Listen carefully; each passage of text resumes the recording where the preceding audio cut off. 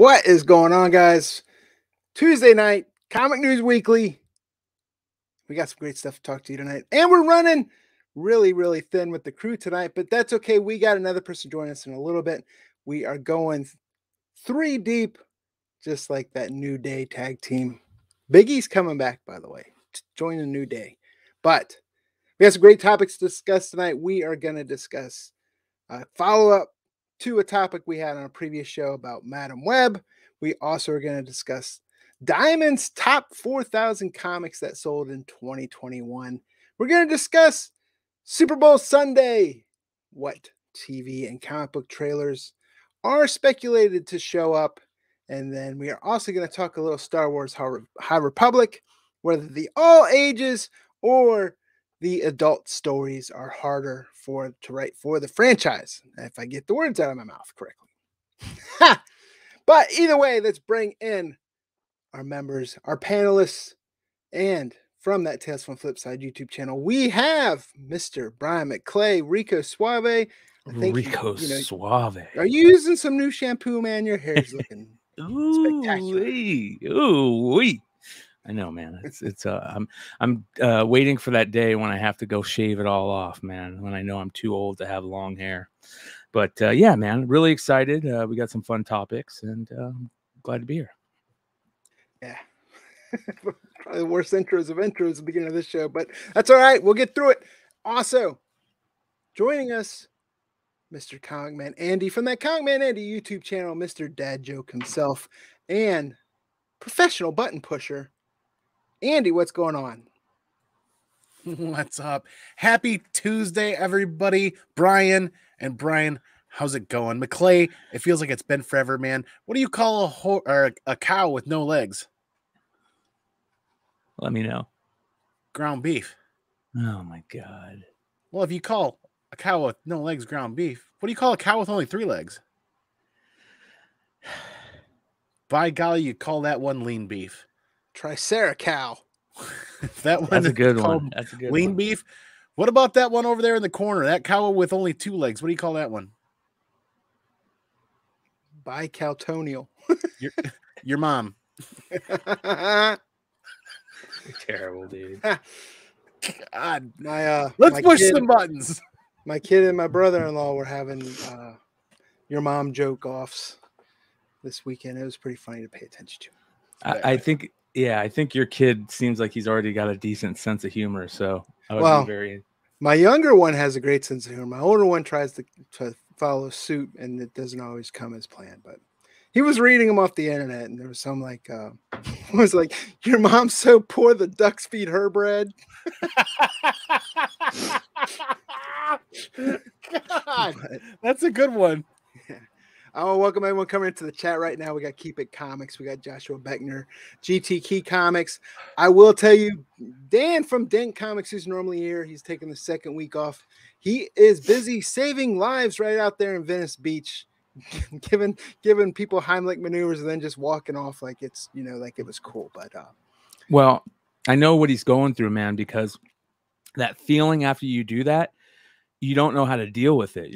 Well, I'm sure, being in the military, I imagine is something how to deal with that, where you just get like your adrenaline's moving so much, or being like in sports where your adrenaline is going so much, you don't know how to deal with it after that. So I get it. They just wiped out. Yep. I literally had to do that to my brother 6 months ago in my kitchen. Yeah. Scary as shit, dude. Yeah. The worst is when you have like a young kid doing it, because you can't really give them the Heimlich, so you're like beating the shit out of them and finger swiping. Well, one thing I will say, and I say it every time something comes up about the Heimlich or somebody choking or something like that, and I'm terrible about the name of it, but you can look it up. There's a contraption that they sell for really cheap, and you can put it over your face, and it's got like a plunger on it, and you put it over your face to create a vacuum, and you pull it, and it will basically do the Heimlich on yourself. It's saved like 200 people every time they save somebody. They've got security camera footage of people with no one around and choking, and and kids, and it's something that to look into. Yeah. Suck your soul right out. Falcons Yeah. could have used that in the Super Bowl. Yeah. That was that one hurt. That one hurt. Yeah. I remember that I was one. trying to save that for when Ryan shows up. We will have Ryan Hayslip, who's been on the show a few times. He's going to be joining us in a little bit. Also, Andy Tomlin, normally on here. He is a little under the weather right now. With this inhaler and yeah, he's feeling it. He's feeling it a little torn up and not COVID, but he's coughing and storming. He can't. And so every time he talks, he starts coughing. So I was like, just heal up. But yeah, we do have some great topics we're gonna get into right now. The first one we'll talk about is a couple weeks ago we talked about how there's speculation that the Madam Web Sony Spider-Man universe spinoff was speculated to start filming later this year. It looks like there's more truth to that rumor because we have confirmation that Dakota Johnson, Melanie Griffith, Don Johnson's daughter, has been cast as Madam Web. She's been in a bunch of movies. 50 Shades of Grey, of course. What's the one she's in that has Thor Hemsworth in it? I don't. The only one I can Old remember. Royale, or I forget. Oh yeah, name the of movie Hotel it's Royale called. or something like that. Yeah. Yeah. That was a good one. She's been in a bunch of stuff, but yeah, she's cast as Madam Web, so there's more truth to that now. I'm not sold on this. I'm not a big Madam Web fan, even when the first talk of, hey, there's going to be a Madam Web spinoff and her book started taking off. I understand where people see the importance of this character, but doesn't move my needle within the comic book realm. I will go see the movie because I like seeing pretty much any comic book movie. But what are you guys' thoughts on this? I think it's a great casting. I do like her as an actress, but what are you guys' thoughts? Well, I've been saying, I think from the beginning, that if you remember when the rumors were going around about this like 2 years ago that they were talking Madam Web and doing stuff with it, we were all like, what the hell are they thinking? Like, because that character always just seemed like not a good fit, this and that. And then when there started to be rumors that they might be going around the Julia Carpenter Madam Web character, I was like, okay, that makes a little bit more sense. Let's see where this goes. And then they announced that it's Dakota. What's her name? Johnson. Dakota Johnson. Is that her name? Yep. When they announced her, I instantly thought, okay, she fits perfect for Julia Carpenter in my mind. I think that is, I would rather see Julia Carpenter Madam Web instead of old lady Madam Web that looks creepy on that big chair that looks like a sack. Yeah, like the lady from Goonies. Is she still alive? Yeah, I know, right? Throw mama from the train. Yeah, so it's wet. Drink it. Oh my God, dude. Scared a generation of kids. But yeah, so I was really stoked to see that. I'm really interested to see where they take the Julia Carpenter route. But here's my question. If they're going Julia Carpenter, Madam Web, do you think that it's smarter to maybe be, if you guys are speculators out there, I know not everybody's a speculator, but to speculate on the Julia Carpenter character rather than the Madam Web character, right? So because Julia Carpenter is way more than just Madam Web, she's Spider-Woman, you know what I mean? That Secret Wars first appearance can be had for pretty cheap still to this day. And if we see that character continuing in the Marvel Universe, I see her being an amalgamation of Spider-Woman, Madam Web, rather than just Madam Web, right? And you bring up an excellent point because 9 times out of 10, especially if you're living in that comic speculation world, that bucks the trend because normally you don't want, I'll say you don't want. The Cletus Cassidy isn't as popular as, the first appearance of Carnage. It's always who they become or the character they become, not the person that they are. And you bring up a great point about, hey, it might be good to pick up her actual first appearance since, like you said, Spider-Woman or Madam Web. Yeah. Yep. Well, I'm hoping that that's the route they go. I know that storyline where Madam Web transfers her powers to Julia Carpenter is something to be looking for. I know a lot of people actually like that storyline when it was going out, so be on the lookout for that one. Andy, what are your thoughts? I'm kind of with you, Wood, where it kind of doesn't really move the needle a whole lot. but I'll go see the movie. I'm really excited to go see more comic book movies. And I do like the thought of seeing where things go, right? Like, I'm always that kind of person where I want to build my collection as efficiently as possible. So I'd rather purchase comic books much cheaper now than later. So I might go pick up a couple of copies for the PC and sit and see where it goes. And that's kind of the fun of it, where I'm not knee deep or hip deep into Spider-Man lore and understanding, so that it kind of becomes a little bit more of a fun surprise sometimes. You know what I mean? And instead of worrying about this or worrying about that. So Spider-Man's kind of where I take a little bit more of a back seat and kind of relax and have a little bit more fun with the tertiary characters and a lot of the movies that come out there. Yeah, and I know we mentioned that there's casting. We mentioned that at last time we talked about it, there was speculation or rumor that the movie is going to film, but there's a little bit more directness to this because there is a director tied to it, S.J. Clarkson, who has from Jessica Jones credit, and there's a screenplay by Matt Sazama and Burke Sharpless, who have credits including Morbius and Lost in Space.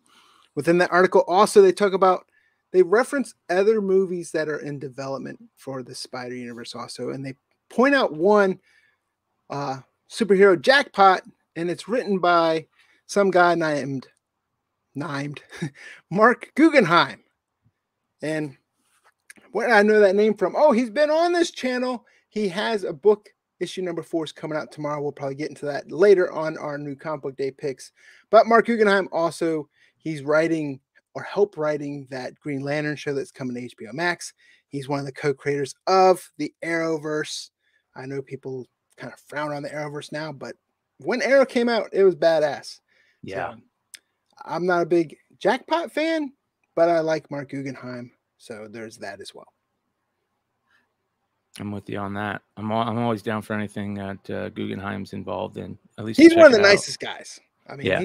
You can check him out on Wikipedia. He's written video games. He's written comics. He's written, stuff with Guillermo del Toro. He's got stuff on Netflix, and he's just genuine. Man, I can't speak. Genuinely one of the nicest guys up, and very, very, very modest. Yeah. So he seems like a cool dude. Full show. Speaking of comics, McClay. Well, this is gonna be a long, probably conversation. Well, it could be. The top 4,000 comics sold through Diamond in 2021. Yeah, came out. The list came out, and it's very interesting. And I have it up right here for you guys to take a look at. Number 1 on that list is King Spawn, number 1, with a retail rank at number 2, which is interesting. What does a retail rank mean? Yeah. You guys got any idea on that? I'm not a retailer. Yeah. What does a retail rank mean? Let's take a look here if they say anything. Basically, House of Slaughter and Spawn have been big on the list. So it is. Look at the top 4. They're small press indie. Yeah, yep. Which is very, very cool. It means a lot for the comics industry. But part of me is going, how long? This is a good thing, but how long is it going to be a good thing with all these indie writers leaving to go to Substack? The amount of writers that have jumped over to Substack, new Substack writers, has been crazy lately. It seems like every day there's a new person jumping over to Substack. So that's kind of interesting that we got the top 4 books on the top 4,000 comics sold through Diamond in 2021 as independent publishers, either Boom or Image, and a lot of their writers are jumping over to Substack. So we'll see what happens there. But it's also interesting. Venom's on the list. Where's Ryan? I'm sure Ryan's happy about that. Venom number 35, or the 200th Legacy 200 issue. I'm surprised Alien number 1. I'm very surprised about that. Well, it also had so many covers, I will say that. So I'm sure Alien fans picked up like 5 of each of those. Doesn't. Yeah, kidding. You're right. There was a lot of hype leading up to Alien, though, too. I mean, honestly, because the Dark Horse was losing that and is going over to Marvel. There was several months of conversation before FOC ever hit for that. Yeah. It's also important to know that, 2021 was a crazy year for distribution because Lunar popped up, right? And then we had the other one that Midtown was that got disintegrated. But then also what July-ish orders started going over to Penguin. Penguin Random House picked up Marvel distribution. So Well, that's why you guys will not see a DC Comics book on this list. yeah, because right? this is Diamond distribution. Yeah, so it's kind of you got to take it with a grain of salt. Top 4,000 comics sold through Diamond. Remember that. And DC does not sell through Diamond. So Ryan says retail rank might be based on the volume of cash, which is why Venom number 35 is number 1 because it's a $9.90 book. That's interesting. That's a great point. Very interesting. Well, a lot of Venom books. I We want got to a lot of point Star one more Wars thing books. out to you, McClay. Look at number 48 on that list. Ooh, what do we got here? Stray Dogs. Look at that. Wow. Stray Dogs, Dog Days, number 1. So first of all, before I go into this, I want to say congratulations to Tony Fleece, Trish Forstner. They definitely deserve the accolades, especially with that first Stray Dogs that kind of came out quiet and then people picked up on it. But that was a conversation piece going into before FOC that had over 75, 80 retailer exclusive variants alone for it. Yep. And then not to mention just the regular covers from Image. So congrats to them. Wish them continued success. But yeah, it's crazy to see Stray Dogs that came out late in the year, right? Well, yeah, that and it had 1,000 different covers also. So there's another. Well, here's Stray Dogs right here again. Stray Dogs number 1 is number 51. So they're 48 now, and 51. I'm wondering if that is just number 1 or does that include additional printings? Does that include? That's a great question. Yeah, that is a great question. Where's the asterisks and all the Barry Yeah, Bonds talk?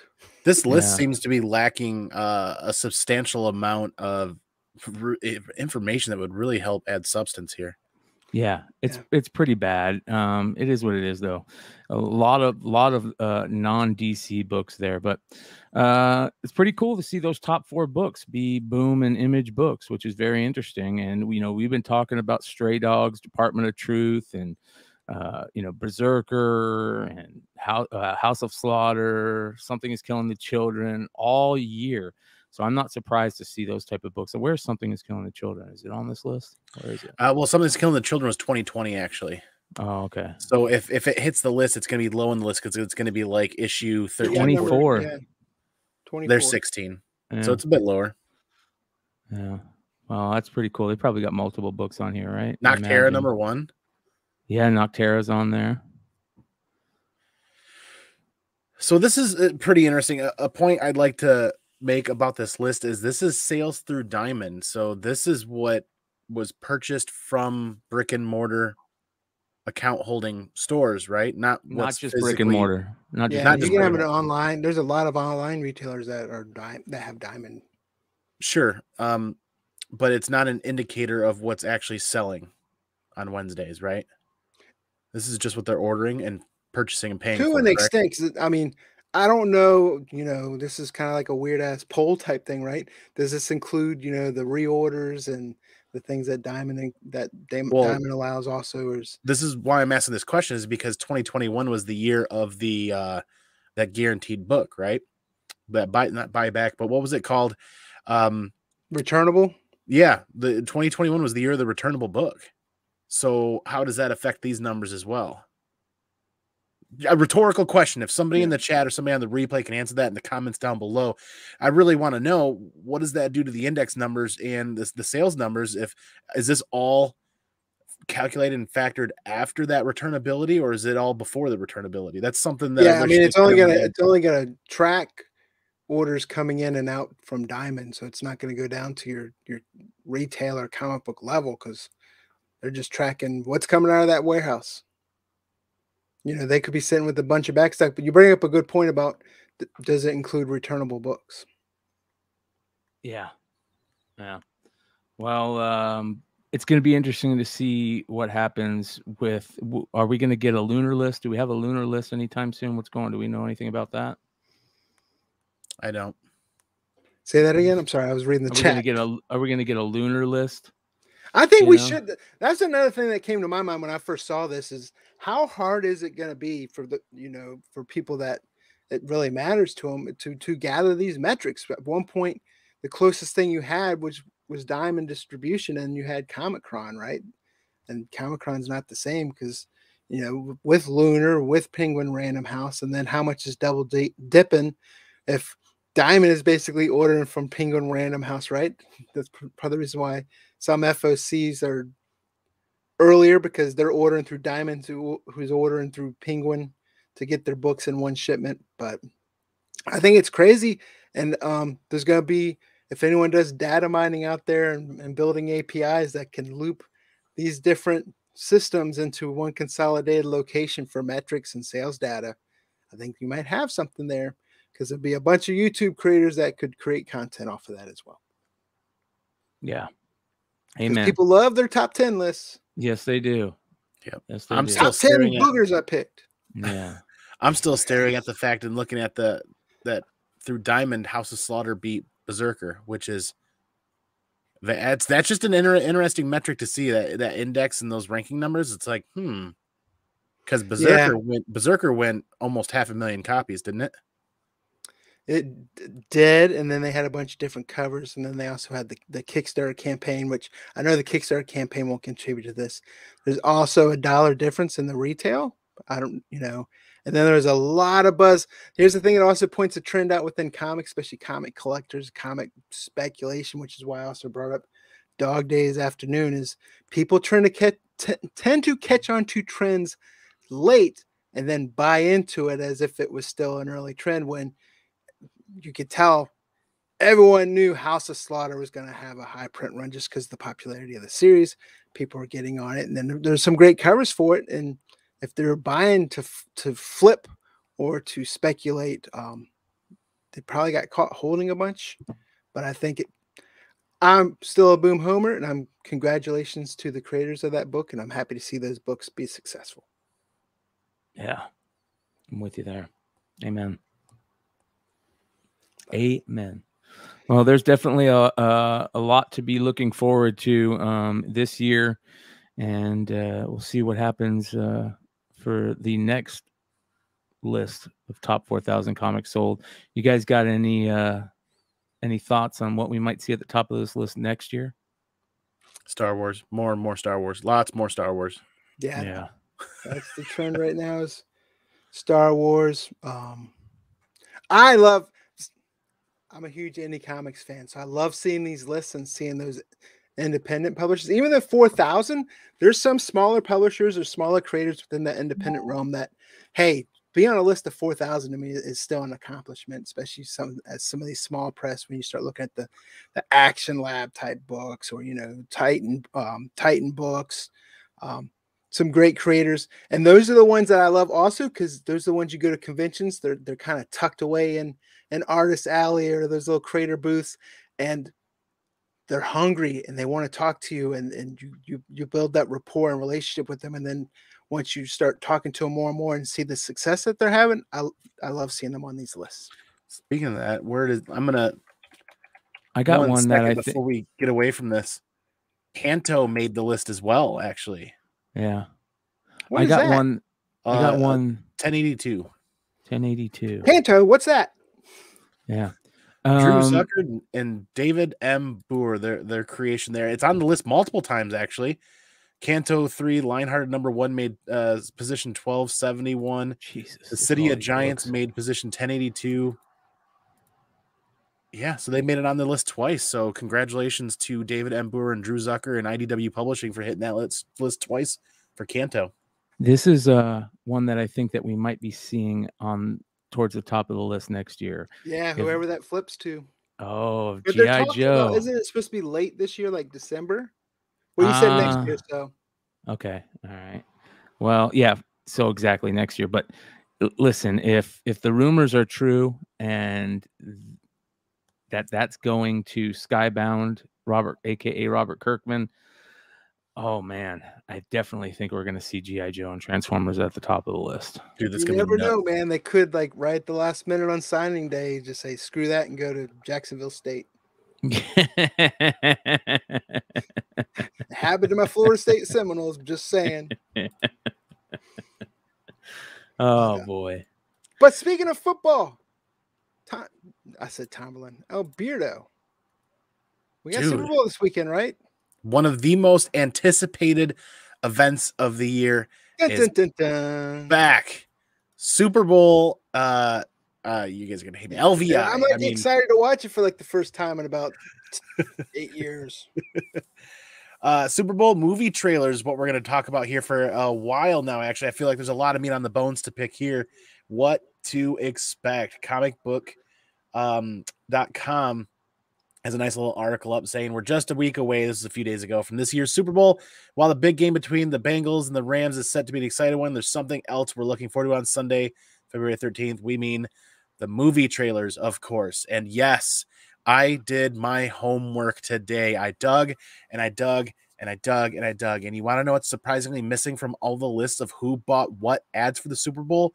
The entertainment category is missing completely. They are hiding that. They are just not sequestering it, but they're hiding this. And I was really excited because the big talk of the town right now for a lot of indie readers and a lot of indie collectors, yeah, there you go, is will HBO Max pick up a spot for The Last of Us? Now, there are a lot of people saying that no, it's not happening, and HBO Max or HBO Max didn't buy any time. But all the digging that I was able to do today, I'm finding that not only is HBO Max missing from the list of buyers for spots, but all of the entertainment category, I can't find it anywhere. It's like just quarantine away from anybody's eyes. Like I even did some little tidbits where you alter code of websites so I can get through some blocking stuff to try to read and find out what's going on, because I need some more Last of Us news bad, because the information on the street is Last of Us is going to be dropping to the tail end of this year potentially, and this could be where HBO drops that trailer for that show. And I'm excited for many other things, but really I'm pining for that if that's going to happen. It's probably not going to happen. At the end of the day, this is one of the most anticipated events of the year, the Super Bowl, and then all of the commercials. I, for one, am finally back at the neighborhood poker game, getting ready to watch these commercials with all my friends in the neighborhood. And I'm really looking forward to it. And I want to know, Wood, did you get a chance to spend some time digging to try to find out more about this? Because they've already kind of spoiled and released a lot of the other commercials. Yeah, I think there's some hidden ones that you're going to surprise some people that you're not seeing any news like you mentioned about. One thing that gets me about Super Bowl commercials, which used to be a lot of the best part of watching the Super Bowl, especially if you're a can't say that name anymore. If you're Commanders fan and just don't make it there very often, but the commercial is the best thing. And then lately, it's like days before the Super Bowl even happens, all the commercials are out online anyways. I don't think that's the case with a lot of these, especially when it comes to movies, because they want to build that hype around it. I think they're still trying to grow that theater experience back. I mean, all these directors out there right now hate superhero movies because they're showing the box office rise for their movies, but then the great movies that aren't superhero movies aren't getting that audience. So I think they're still trying to build that. I think the way distribution of movies is getting ready to change, because I think it's kind of like the same way, like, hey, during COVID, you've proved that a lot more people can remote work. So I think they've also proved through some experiments what could probably go in a movie theater, and then you're going to start seeing a lot more straight to the streaming, and you're seeing a lot of blockbuster type movies that are created and developed going straight to Netflix that you would normally see in a movie theater. Some that I'm excited for, like you said, Last of Us is one I hope to see. Top Gun Maverick, 80s guy, and that's been delayed for forever. So I'm excited to see Top Gun. I'm excited to have my expectations just shit on, because I'm, hopefully it's good. Yeah, good luck. Moon Knight is a big one that people are talking about. Jurassic World, Dominion. When are we going to get a She-Hulk trailer? Ooh. Oh, good point. And there's more and more articles coming out talking like She-Hulk is supposed to be basically like their funniest comedic show out of them all, is what I've been seeing also lately. But it's kind of a good trend for those commercials. Yes. And I want to see Matt Murdock across more of the MCU. We've had that discussion on here as well. But also, you guys in the chat, let us know what do you guys want to see in the Super Bowl or hoping to see as far as movie trailers, and there's a lot of stuff out there, and I want to see also like those teasers of almost like a Hall H announcement type. It won't happen, but where you don't even expect it, and there's just like a graphic of holy shit, no one even knew that was coming. Yeah. Like Smurfs and X-Men crossover. Wow. Wow. It couldn't even, because isn't Hanna-Barbera owned by Warner Brothers? Was Smurfs Hanna-Barbera, right? What if Star Wars drops something crazy? That's why you're in my head, buddy. You're like in my head, man. Trailer or something. Yeah. Or what's the other one they're working on? Like Andor? And Cassian Andor? Yeah. Oh my God. This is gonna be so good this Sunday. I'm getting goosebumps just thinking of all the things that I'm gonna be sitting at the edge of the chair the whole time. Do you guys have anything planned for Super Bowl Sunday? You guys have anything fun going on? Yeah, I'm gonna sit on my couch like Al freaking Bundy because I'm old and gotta work the next day. With the poke high jersey. For the first time in 2 years, our neighborhood poker game's getting back together. So I'm really excited for that. Just a couple of bucks to buy in, and then basically a potluck and just the game and squares. Of course, there's definitely going to be squares going on in the game. You know what I mean? That's half the fun right there too. I do Laughlin every year. Me and my buddies, my best friends in the world, we always just go up to Laughlin every year and spend 2 or 3 days up there just being degenerates. And I'm looking forward to the prop bets. I'm looking forward to those. That's for sure. Like if Snoop Dogg is really going to light up during the halftime show, that's a good one. Which jersey Drake comes out in, for the Drake curse. That's another good prop bet. I also, talking about, remember the old Sesame Street, one of the things is not like the other. Yeah. You got like the whole like death row. Mm-hmm. And then it's like, and Kendrick Lamar. Mm-hmm. So I'm really looking forward to that. We'll see how the game turns out. It's always about the festivities around it, I think, for a lot of people. I know an LA Rams Cincinnati Bengals Super Bowl is not what most people wanted to see, but I'm really, really pushing for Cincinnati to get themselves their first ever win. It would be really cool to see young new startups just take over the league, Yeah, it's crazy because like I mentioned, I'm a Washington fan, and one of my best friends was a Bengals fan. Of course, he always called them the Bumgles because we had similar fan, oh crap, we might make it, and then you just Vontez Burfict made a whole fan base just turn it into degenerates. So, and then of course my best friend, he passed away 2 years ago, and it was crazy watching the freaking playoffs this year, man. It's just like I was like I don't want to be morbid, but I'm sorry, but I think my Washington team, even if I did die, they'd still suck. So it's really sad the name they chose. That is the dumbest name. If they chose that name, is that for 100% for sure? It's Commanders. So everybody's going to be calling them the commies. Yeah. Everybody. That is the dumbest thing I've ever heard, especially to call yourself based, a Washington. I would team. put a Cobra logo on that helmet and make it look cool. Yeah, something, man. Something like that, dude. You got to change it up because they're the commies right now. The Washington too am commies. rooting for a Bengals win, but being a Florida State fan, I'm rooting for Akers and Jalen Ramsey, of course. But wasn't the Commanders the same name that Cleveland called themselves? The baseball team? Yeah. Well, they're going to have to go. Yeah. Did they change their name yet? Because they have to go through it again too, right? Yeah. I think they changed their name. I'm going to be honest. Should have just stayed the Washington football team. That would have been awesome. Yeah.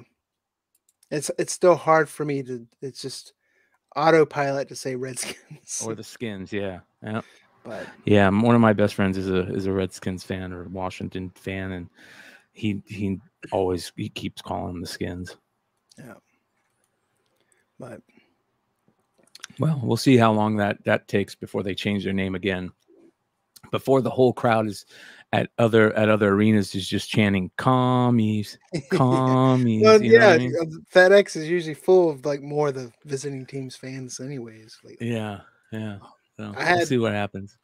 club level season tickets for 2 seasons, and it was one, it was expensive, and two, that was during the RG3 years. Oh yeah, those are rough. Yeah, but The Guardians. Oh, okay, that's just as cheesy too. Why do they call themselves the Guardians? Like, cause there's no Guardians in Cleveland that I can think of, right? I remember that now.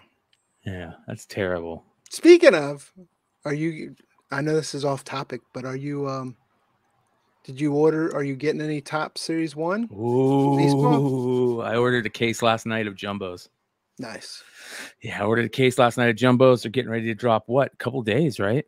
February 16th. I think it's I want to say that might be a week, but I know they're starting to do like Tops is starting to amp their stuff up for their box breaks and things like that. And Tops will put some on their site, but they go quick if you're looking to get baseball cards. Yeah. Yeah, I went to, this is what pisses me off so bad. I went to Steel City Collectibles, which is, you know, there's like 3 sites that you go to get cases. It's Midwest, Steel City, or Blowout, right? Yeah. And they're all the same. They're DNA all the card prices will the not same. bad either. Okay. David Adams, yeah. Yeah. Well, so it was $1,200 or $1,300, something like that, for a case of Jumbo Topps Series 1. $3,500 for a case of Topps Chrome Jumbos, and $3,500 for a case of Bowman Jumbos.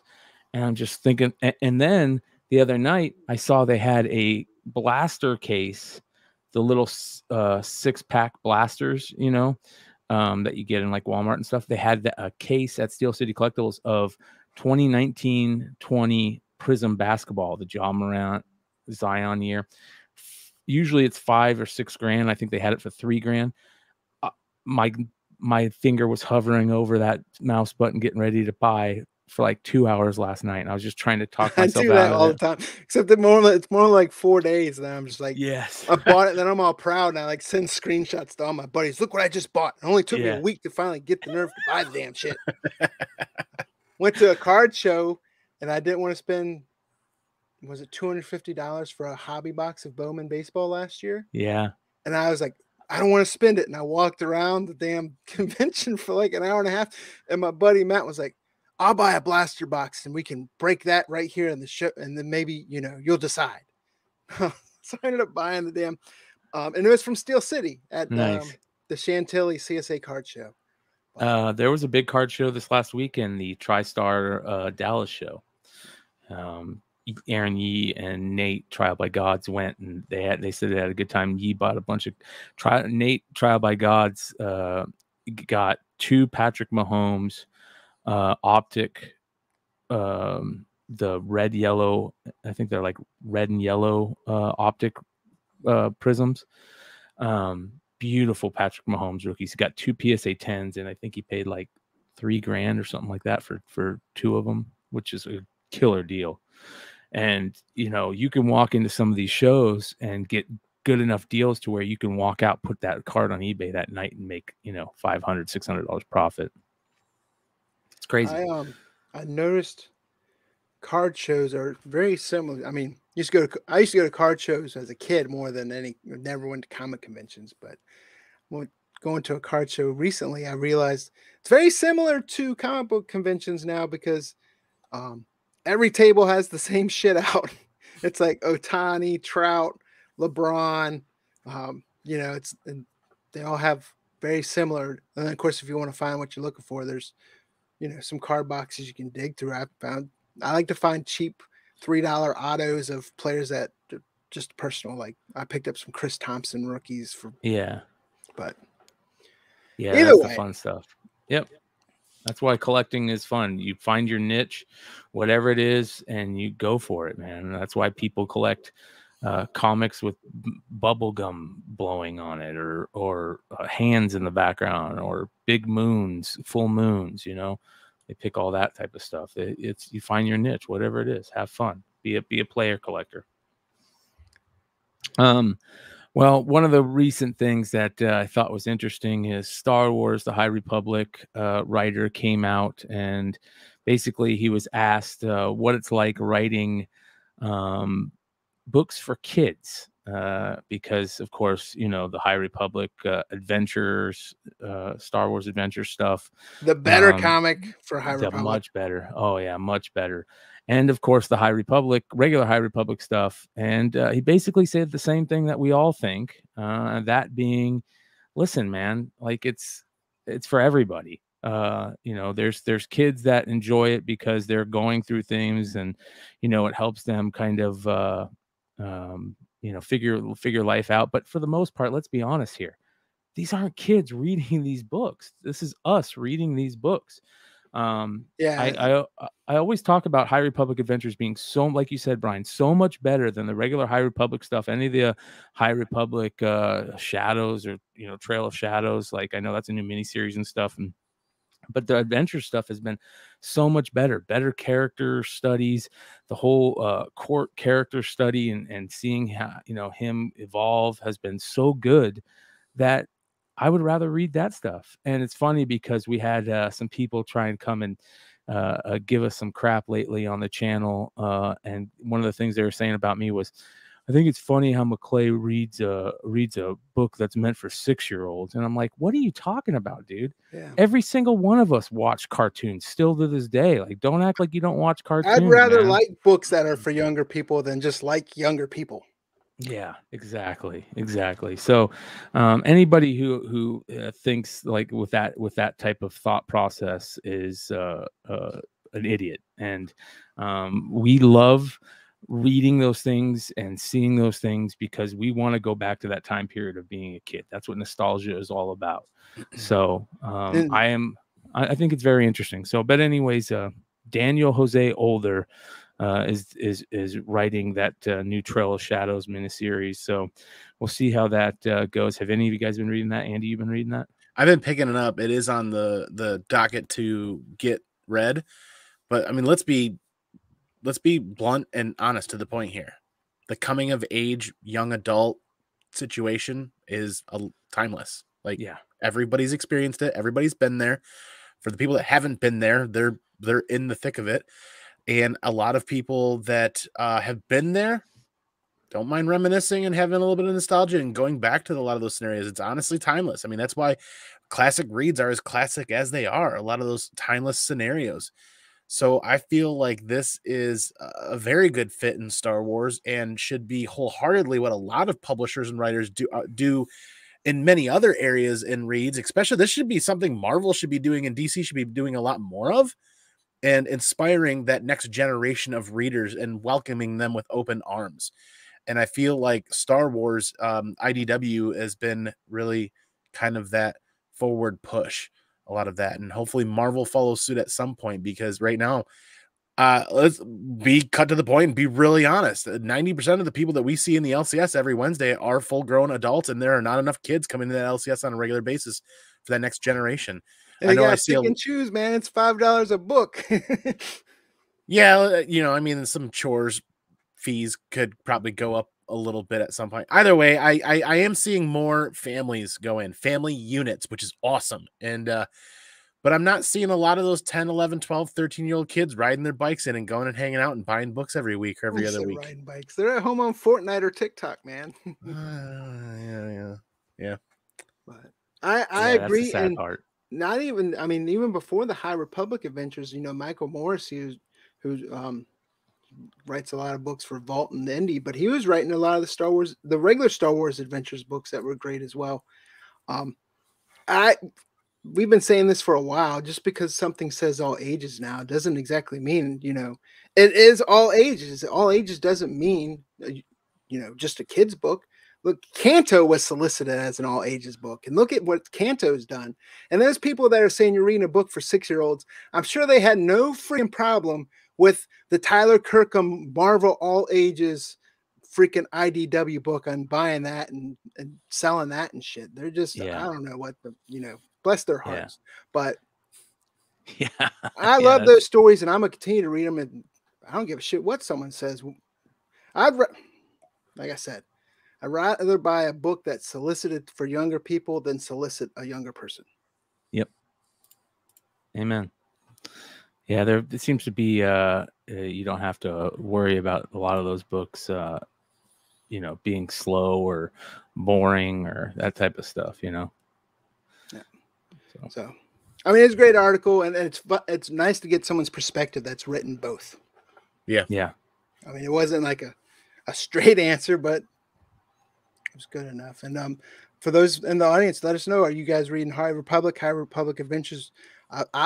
We've polled this before, and it's mixed. Some people like what they like, and that's fine.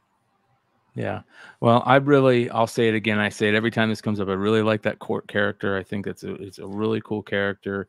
His journey, you know, through the entire run has been great.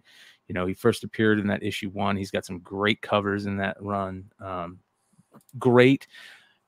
I think that you know where that character is heading. They really foreshadowed that character with his helmet, you know, that crate dragon helmet, kind of like Darth Crate, and you know, they're kind of dropping those little hints, like where is this guy going? Where is he heading? And they have a really cool story about him, you know, learning to be a Jedi, and his Jedi, you know, he's a Padawan, and his Jedi teachers telling him, like, you know, don't worry, you know, they'll all make fun of you about you're taking off your helmet and this and that. You'll know when it's time to take it off. And there's a really good storyline when he realizes it's time. And it's just, it was that's the type of stuff, when stories like that stick with you throughout the year, you know, it's a good series. Yeah. And people tend to like those Star Wars Adventures books because it looks like Star Wars Adventures number 14 that releases tomorrow is selling out online. Yeah. Yeah. I just get tired. Well, speaking of new releases, do you want to get into comics? New comic book day! Well, let's do it. New releases, the High Republic new release. The only thing I don't like about Star Wars Adventures, the regular Adventures run, is I'm so tired of Rey. I'm so tired of Rey. Yeah. I just don't like Rey. I'm like, come on. But that being said, there is 2 interesting things this week that just based purely on cover buys again for me. This Sozomakia cover is stunning. She is absolutely amazing. She's riding a super high with the Catwoman cover and then the Red Sonja cover last week. This is her second Valentine's Day special cover. Those have a trade dress and a Virgin, right? Yeah. The Virgin is really nice. Here's the Virgin. It's a 1 in 20. Just beautiful, absolutely gorgeous cover. She's so good. This is the artist that you were mentioning could and should be like the next Rose Besh, right? Yeah, I think she's going to be better. To me, it reminds me a lot of like Adam Hughes. Yes, very Adam Hughes-esque, and there's something about it that is, and this could be, you know, people are gonna be like, oh, you're crazy for saying it. And I get it. Adam Hughes is one of my top 3 all-time favorite artists, but there's something about her art that has that little extra than Adam Hughes. Adam Hughes art sometimes feels like flat, like not like flat, but like color flat. Yeah, like color flat, like matte. Yeah, exactly. Yeah. Hers has like that shine to it that's just enough to where it doesn't make it look cheesy. And you know, everybody's giving me shit for saying, oh, this is gonna be your artist of the year and it's only February. I think she's that good. I think that she's gonna be like that artist that pops out this year that is just gonna be the next Rose Besh, the next Peach Momoko, the next. And I love that we're talking about a lot more female artists exactly now. Exactly.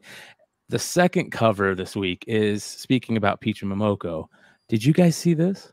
Goo! That's one of her better covers. That is by far one of her better covers. And it totally reminds me of Jeff Lemire's, the TV show that he did? Sweet Tooth. Sweet Tooth. Doesn't that remind you kind of Sweet Tooth a little bit? I had a Sweet Tooth, and then it got kind of like a little bit of what was the other Broom book? Black Badge? Yeah. I mean, just crazy. Like, this does not look like normal Peach Momoko art, and maybe she spent a little bit more time on it. This actually looks good. The lighting effect there. But did you see the U 1 in 50 variant? Yeah, it's really, really nice. Linnell Francis Yu is just killer, dude. Yeah, especially with Wolverine. Yeah, that's his guy. Yep, that's his guy. So yeah, be on the lookout. Death of Wolverine, or 10 Deaths of Wolverine #2. The U is the 1 in 50. The Momoko is the Stormbreakers variant. So I don't know if that's open order or what that is. but be on the lookout for it. Really cool Momoko cover. Probably, and I'm going to catch a lot of flack for this, but her second best. I think this is her second best cover she's done. Yeah, I still like the Teenage Mutant Ninja Turtle the con exclusive she did. That's like that Japanese movie poster. Yeah, that's the second best one she's done. This is the third best one I think the best one she's ever done was that Usagi Yojimbo San Diego. Remind me of Steve Martin on that Christmas Saturday Night Live skit. Yeah. And World Peace. Yeah. What are you picking up tomorrow, Alberto? I gotta hear you go first, man. Okay. I'm gonna need Brian to navigate the pictures. Yeah. So you talked Dynamite Books. You talked Dynamite Books last week. There's another one there's a Draculina #1. Yeah. Broxton. There's a Risque variant, especially for negative space fans. Where is it? Keep scrolling down some. I don't this see one right here. I don't see it in there. Hold on. But it's like a one in. Let me see if I find out Midtown real quick. There's a Rose Besh cover in there that's actually not bad. Like cover S, cover W. Cover W is the Virgin exclusive, right? Let me see here. I don't know. It doesn't say. There's a I put the link in the private chat also. Ooh, look at that one. Cool too. Wow, that is amazing right there. All right, let's see what we got here. Oh my God.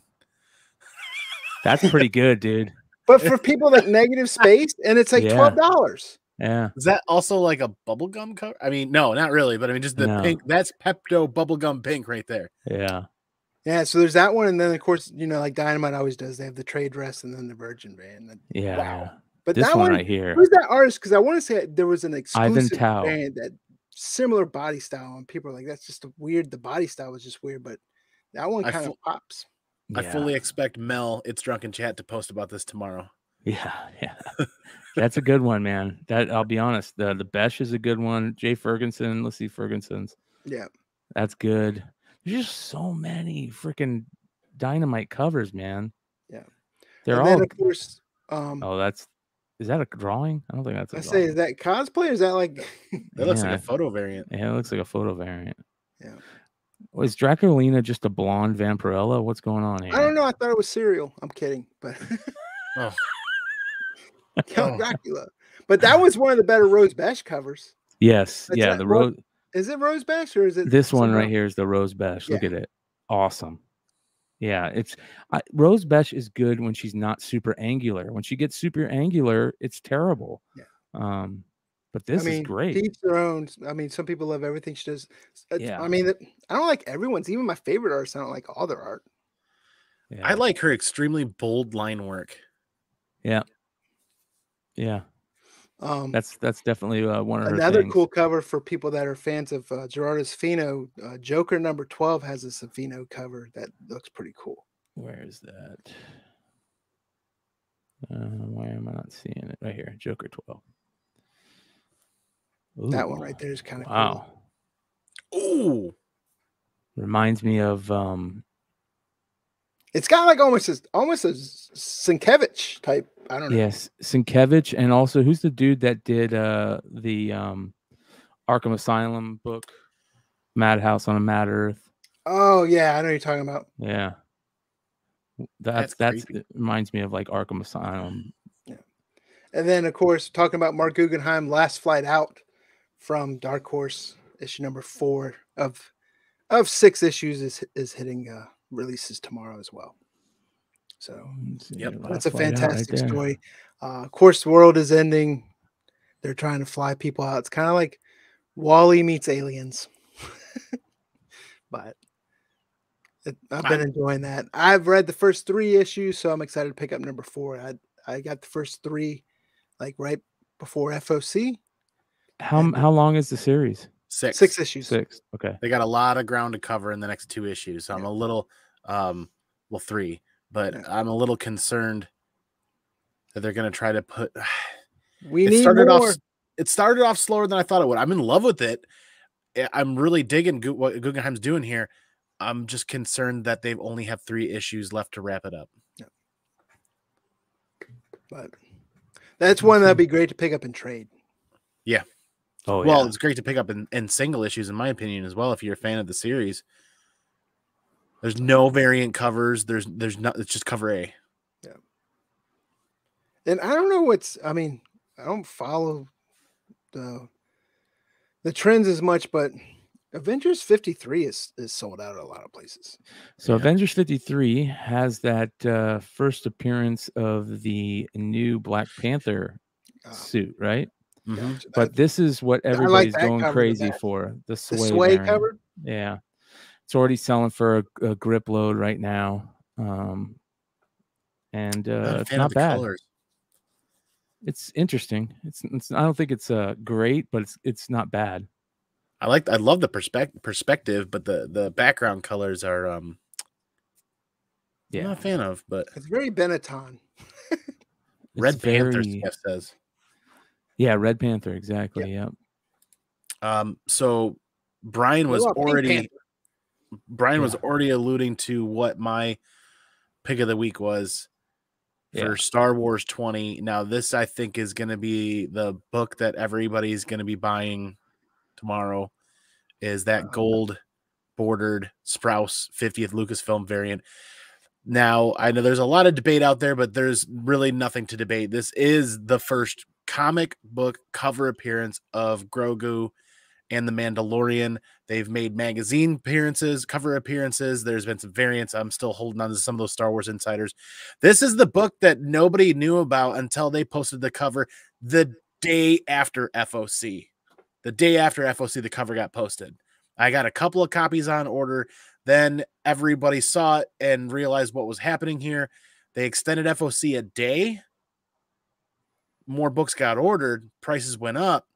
But I'm already hearing reports from my LCS that half their copies were damaged they're damaged to the point that they're not even sellable.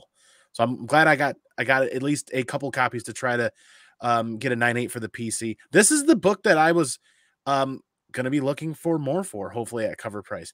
They're doing a second. Does your store get them straight from Penguin, or do they come from Diamond? Penguin. Because I've heard most people haven't had as many issues with Penguin. So have you seen this, Andy? No. So this is that die. Yep. Number 13. Yep. No, is it 13? The one with the Barack Obama on the cover. Yeah, this and it's kind of like a play on the Muhammad Ali Superman fight where it's got all the different people in the crowd. And this came out, of course, this is King Topher spec. All hail the king. And I do remember seeing him post about it, but I forgot all about it. That would be essentially first cameo. But this is just fun stuff. This isn't like I mean, this is just one. Yeah. That's a that's a collector's pick exactly. So there was so much love going for this book that it's gone to a second print. That second print FOC has already passed as well, and that second print is actually going to be the silver background, which I think is cool. I think they kind of missed out on an opportunity to do like a Beskar kind of foil border, but it's Marvel, whatever. This is the spice of the week, essentially, is what's going on, especially after, for those of you that have been spun up with Book of Boba Fett and everything going on there's going to be more attention there. But there's a lot of other really, really good books, and I wanted Brian to go first before I went, because I'm not going to be able to pick just one book this week. This is a busy week. There's also coming out from Ablaze, Life Zero #1. And what, Brian, you want me to swap over? Yeah, go for it, brother. Life Zero is out. Let me get there. And the reason why I'm digging this, and I'm hoping to find it at my LCS because I wasn't able to buy a copy, is they got a very cool John Gallagher homage to The Walking Dead 19. So I'm going to be looking for that. And this sounds like a good story. Can you click on that, make that bigger? Oh, yeah, we can. There we go. And I can even zoom in a little bit, I think. That's nice. That's really nice. That right there. I mean, we eat with our eyes, right? And I love really solid covers like that, and I'm a fan of John Gallagher's work.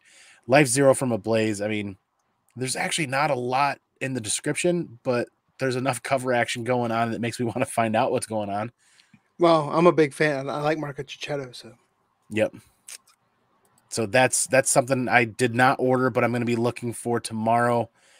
Like we also said, there was Last Flight Out, but Apache Delivery Service 2 is out tomorrow. I actually loved number 1 a lot more than I thought I would. Matt Kent's just awesome. Yeah. And there's 4 issues, so it's going to be a really short miniseries to keep up with. I'm digging it. They threw a really good curveball at the end of issue 1 that has me chomping at the bit for issue 2, so I'm looking forward to that tomorrow. Good Boy 3 is out tomorrow. I'm looking forward to reading that as well. I've had a lot of fun with that. There's a lot of good books out tomorrow. There really is. It's been a quiet couple of weeks, and now this week it's like, all right, you guys mentioned Star Wars Adventures 14. I didn't order that. I'll be looking for that. Last Flight Out I've got coming. What else is there? There was more. I'm scatterbrained right now because there was so much going on. Star Wars High Republic Trail of Shadows. Then Radiant Black 12 is out. I know you guys don't read DC books, but have you been reading Batgirls? No, the covers have been good. One that Skeff mentioned earlier in the chat, if I can find it again, there's been a few people talking about it, but the greater portion of the community, I haven't seen much rumbling on it, and that is, where did he point that out? Land of the Living Gods, if I can find that here in just a minute. You said it's Aftershock, right? Yeah. Where did that go? I could have sworn I had it a minute ago. Land of the Living Gods.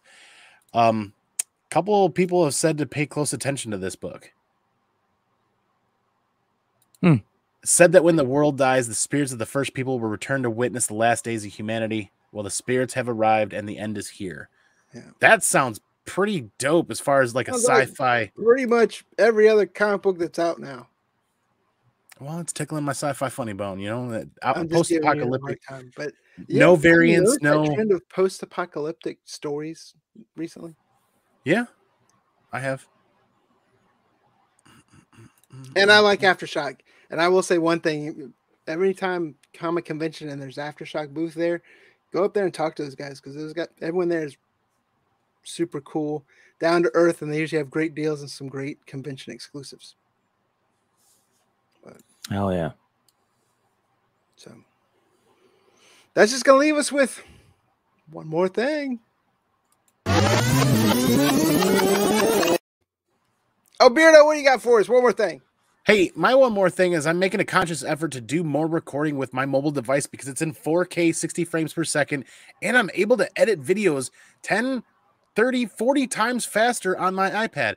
I just dropped one of my second or third 4K videos to try out just the other day on my channel. If you could, please check it out.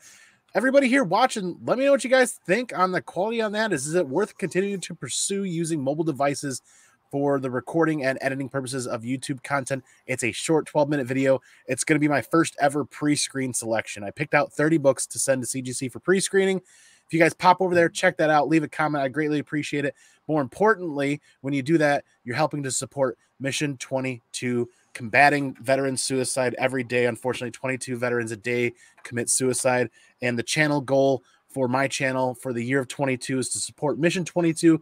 All monetization revenue from the channel will be donated to Mission 22 for the entire year. Whether I'm able to do that monthly or quarterly, I don't know. I'm going to figure it out, and it all will be donated. We have already donated $200 to Mission 22.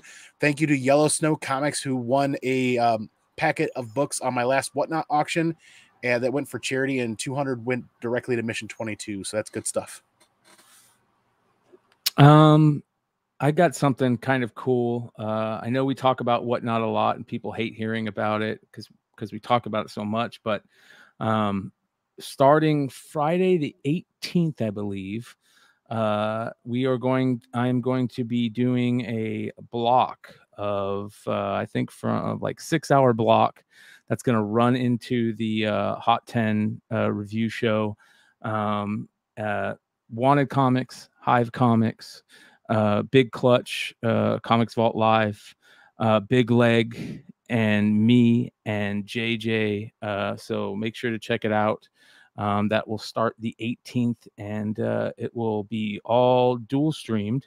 And we are going to run that straight into the review show on Friday night. Nice. So where do they check out Tales from Flipside on whatnot for that? Yep. Go start following Tales from the Flipside on YouTube. Give me a follow on IG, and then follow Tales from the Flipside on whatnot, and you'll hear more about it. Word. I have a boring one more thing, and I'm just going to say, if you have Amazon Prime and you haven't watched Reacher, the Jack Reacher series on Amazon Prime, go do so. Fantastic series. It's been so good they just renewed it for a second season. I still know that actor. Every time I see him, I can't help but think of Blue Mountain State and then Sleuths and Hawk and Dove, right? But either way, that guy's great. He's a good great actor. series. I liked the Tom Cruise movies, but this is way better. It kind of reminds me a little bit of Justified. To me, I don't know if you guys read the books or not, but it's closer to the books than the movies were. But yeah, check out Reacher on Amazon Prime. Make sure you guys check out Comment Andy on YouTube. Make sure if you're not subscribed to him, go check him out and support the Mission 22. Veteran suicide, huge deal. And then, of course, Brian McClay, if you guys aren't checking out Tales from Flipside on YouTube, do so as well. Skeff has been in the chat. I want to say thanks for being in the chat, Skeff. We need to get you back on this show again. Always a pleasure to have him on here. Cantankerous joining in late as fire truck, but that's our show for tonight, guys. Thank you so much. This is Brian with Men's Comics. We'll see you guys in the next video.